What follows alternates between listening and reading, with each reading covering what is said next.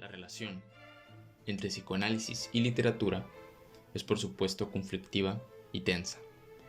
Por de pronto, los escritores han sentido siempre que el psicoanálisis hablaba de algo que ellos ya conocían y sobre lo cual era mejor mantenerse callado.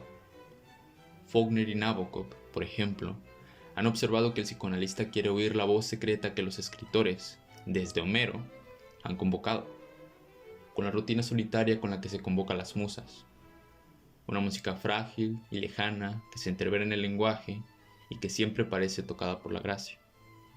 Al revés de Ulises, pero cerca de Kafka, los escritores intentan, muchas veces sin éxito, oír el canto sereno y seductor de las sirenas y poder después decir lo que han oído. En esa escucha incierta, imposible de provocar deliberadamente, en esa situación de espera tan sutil, los escritores han sentido que el psicoanálisis avanzaba como un loco furioso. Hay otro aspecto sobre el cual los escritores han dicho algo que, me parece, puede ser útil para los psicoanalistas. Nabokov y también Manuel Puig, nuestro gran novelista argentino, insistieron en algo que a menudo los psicoanalistas no perciben o no explicitan. El psicoanálisis genera mucha resistencia, pero también mucha atracción. El psicoanálisis es una de las formas más atractivas de la cultura contemporánea. En medio de la crisis generalizada de la experiencia, el psicoanálisis trae una épica de la subjetividad, una versión violenta y oscura del pasado personal. Es atractivo entonces el psicoanálisis porque todos aspiramos a una vida intensa. En medio de nuestras vidas secularizadas y triviales, nos seduce admitir que en un lugar secreto experimentamos, o hemos experimentado, grandes dramas, que hemos querido sacrificar a nuestros padres en el altar del deseo, y que hemos seducido a nuestros hermanos y luchado con ellos a muerte, en una guerra íntima, y que envidiamos la juventud y la belleza de nuestros hijos, y que también nosotros, aunque nadie lo sepa, somos hijos de reyes abandonados al borde del camino de la vida. Somos lo que somos, pero también somos otros, más crueles y más atentos a los signos del destino. El psicoanálisis nos convoca a todos como sujetos trágicos. Nos dice que hay un lugar en el que somos sujetos extraordinarios, tenemos deseos extraordinarios, luchamos contra tensiones y dramas profundísimos. Y esto es muy atractivo. De modo que el psicoanálisis, como bien dice Freud, genera resistencia y es un arte de la resistencia y de la negociación, pero también es un arte de la guerra y de la representación teatral, intensa y única. Por eso Nabokov veía el psicoanálisis como un fenómeno de la cultura de masas. Consideraba clave ese elemento de atracción, esa promesa que nos vincula con las grandes tragedias y las grandes traiciones. Y veía ahí un procedimiento clásico del melodrama y de la cultura popular. El sujeto es convocado a un lugar extraordinario que lo saca de su experiencia cotidiana. Y Manuel Puig decía algo que siempre me pareció muy productivo, y que sin duda fue decisivo en la construcción de su propia obra. Decía Puig que el inconsciente tiene la estructura de un folletín. Él, que escribía sus ficciones muy interesado por la estructura de las telenovelas y los grandes folletines de la cultura de masas, había podido captar esa dramaticidad implícita en la vida de cada uno, que el psicoanálisis pone como centro en la construcción de la subjetividad. En todo esto hay entonces una suerte de relación ambigua. Por un lado, el psicoanálisis avanza sobre una zona oscura que el artista preserva y prefiere olvidar. Pero, por otro lado, el psicoanálisis se presenta como una especie de alternativa. Hace lo mismo que el arte. Genera una suerte de bovarismo, en el sentido de la experiencia de Madame Bovary, que leía aquellas novelitas rosas como si fueran el oráculo de su propia vida y el modelo de sus sentimientos. El psicoanálisis construye un relato secreto, una trama invisible y hermética, hecha de pasiones y creencias, que modela la experiencia. Voy a agregar dos anotaciones más. Una, sobre cómo la literatura ha usado el psicoanálisis, y otra, sobre el modo en que el psicoanálisis ha usado a la literatura.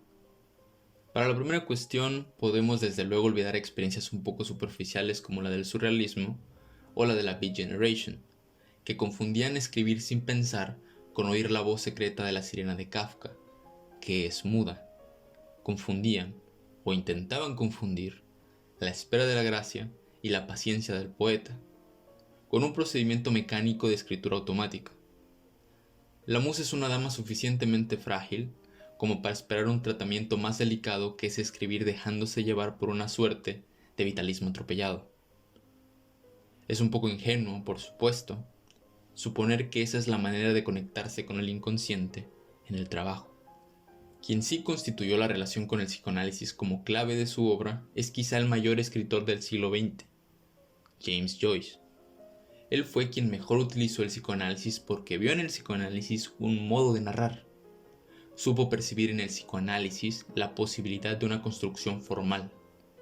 Leyó en Freud una técnica narrativa y un uso del lenguaje. Es seguro que Joyce conocía psicopatología de la vida cotidiana y la interpretación de los sueños. Su presencia es muy visible en la escritura del Ulises y del Finnegan's Wake. No en los temas.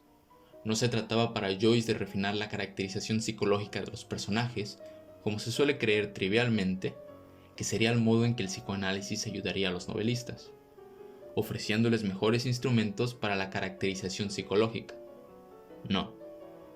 Joyce percibió que había ahí modos de narrar y que, en la construcción de una narración, el sistema de relaciones que definen la trama no deben obedecer a una lógica lineal, y que datos y escenas lejanas resuenan en la superficie del relato y se enlazan secretamente.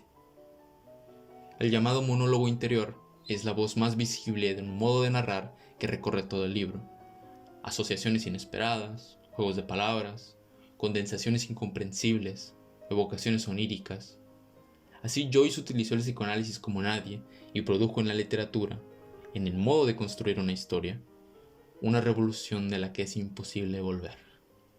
Y me parece que el Finnegan's Wake, que por supuesto es una de las experiencias literarias límites de este siglo, se construye en gran medida sobre la estructuración formal que se puede inferir de una lectura creativa de la obra de Freud. Una lectura que no se preocupa por la temática, sino por el modo en que se desarrollan ciertas formas, ciertas construcciones. Cuando le preguntaban por su relación con Freud, Joyce contestaba así. Joyce, en alemán, es Freud. Joyce y Freud quieren decir alegría.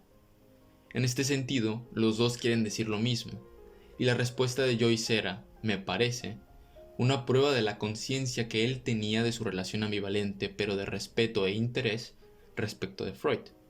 Me parece que lo que Joyce decía era, yo estoy haciendo lo mismo que Freud, en el sentido más libre, más autónomo, más productivo.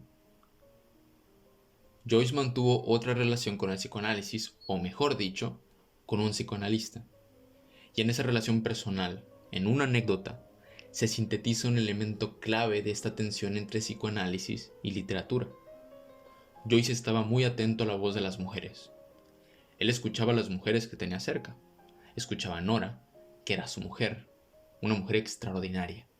Escuchándola, escribió muchas de las mejores páginas del Ulises, y los monólogos de Molly Bloom tienen mucho que ver con las cartas que le había escrito Nora en distintos momentos de su vida. Digamos que Joyce estaba muy atento a la voz femenina, a la voz secreta de las mujeres a las que amaba. Sabía oír. Él, que escribió Ulises, no temía oír ahí, junto a él, el canto siniestro y seductor de las sirenas. Mientras estaba escribiendo el Finnegan's Wake era su hija, Lucia Joyce, a quien él escuchaba con mucho interés. Lucia terminó psicótica. Murió en 1962 internada en una clínica suiza. Joyce nunca quiso admitir que su hija estaba enferma y trataba de impulsarla a salir, a buscar en el arte un punto de fuga. Una de las cosas que hacía Lucia era escribir. Joyce la impulsaba a escribir. Leía sus textos y Lucia escribía, pero a la vez se colocaba cada vez en situaciones difíciles, hasta que por fin le recomendaron a Joyce que fuera a consultar a Jung. Estaban viviendo en Suiza y Jung, que había escrito un texto sobre el Ulises y que por lo tanto sabía muy bien quién era Joyce, tenía ahí su clínica. Joyce fue entonces a verlo para plantearle el dilema de su hija y le dijo a Jung, acá le traigo los textos que ella escribe, y lo que ella escribe es lo mismo que escribo yo.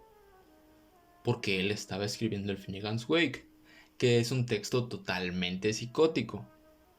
Si uno lo mira desde esa perspectiva, es totalmente fragmentado, onírico, cruzado por la imposibilidad de construir con el lenguaje otra cosa que no sea la dispersión. Entonces Joyce le dijo a Young que su hija escribía lo mismo que él, y Young le contestó: pero allí donde usted nada, ella se ahoga.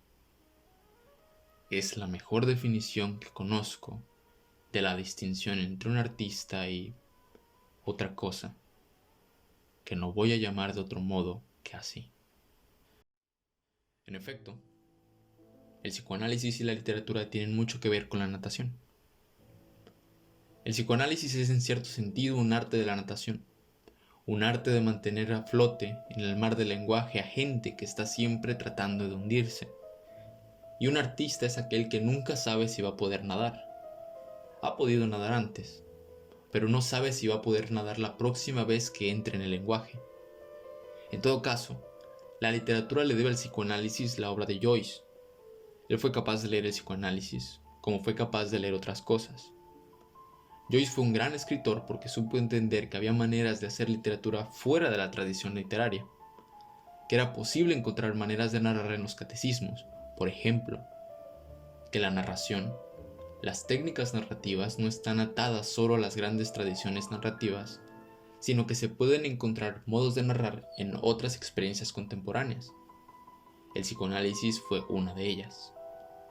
La otra cuestión es qué le debe el psicoanálisis a la literatura. Le debe mucho.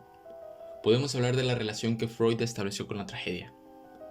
Pero no me refiero a los contenidos de ciertas tragedias de Sófocles, de Shakespeare, de las cuales surgieron metáforas temáticas sobre las que Freud construyó un universo de análisis.